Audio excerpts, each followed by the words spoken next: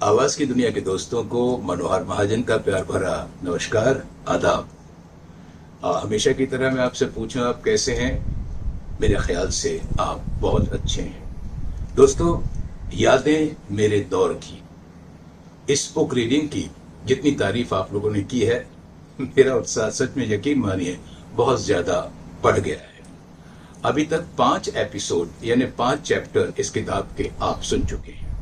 आज मैं आपके सामने पेश कर रहा हूं चैप्टर 6, लेकिन ये चैप्टर 6 काफी बड़ा है, तो इसे हम 3 भागों में प्रस्तुत करेंगे। ठीक है? तो चैप्टर 6 यानी अध्याय 6 भाग 1।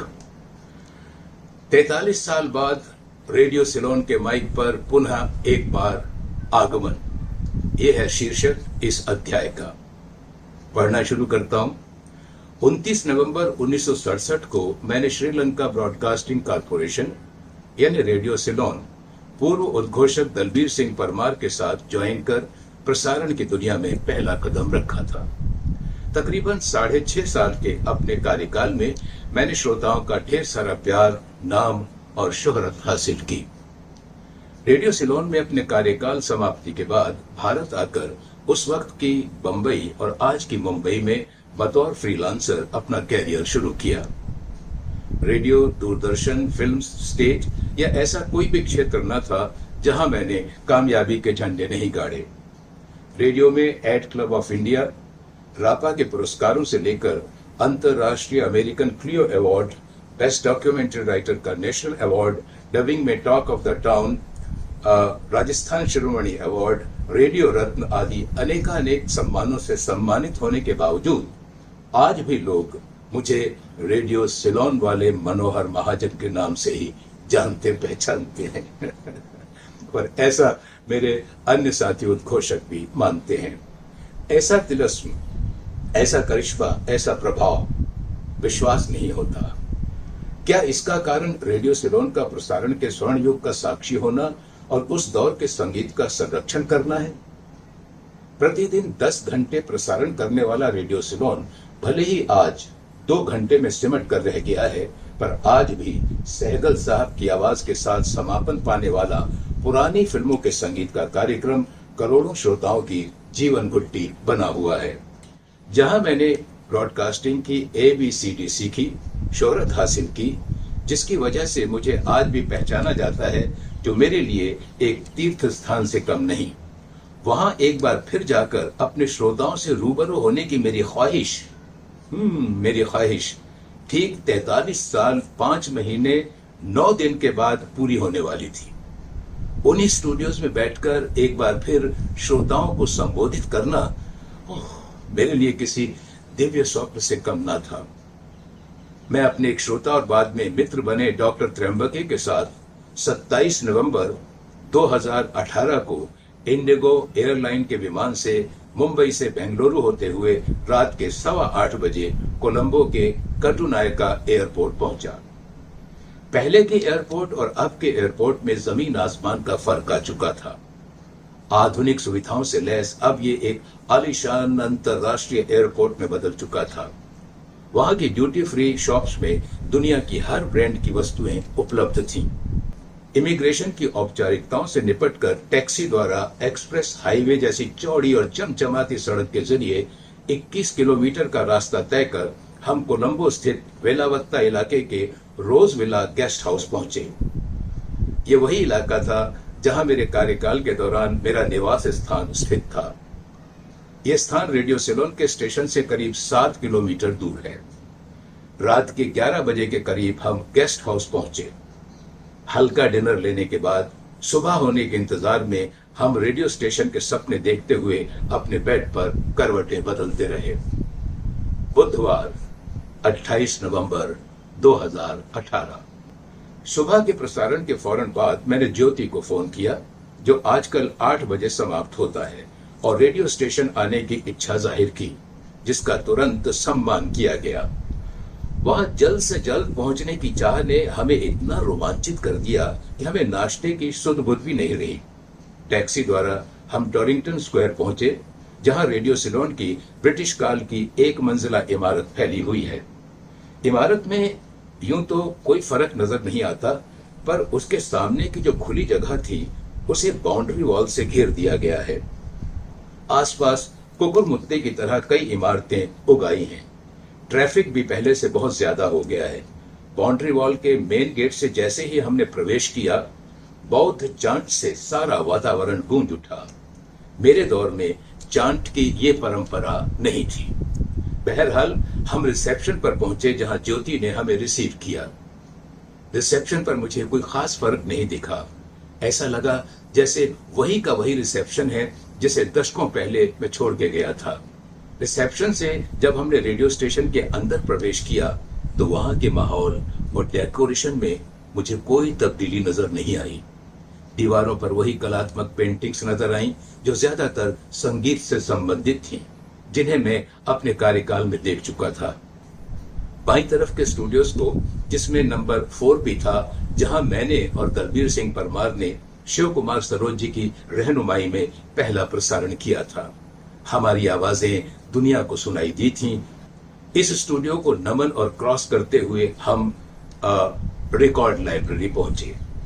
लाइब्रेरी तो वही थी, लेकिन काफी हद तक सिमट कर कई कैबिनों में यानी खांचों में विभाजित हो गई थी।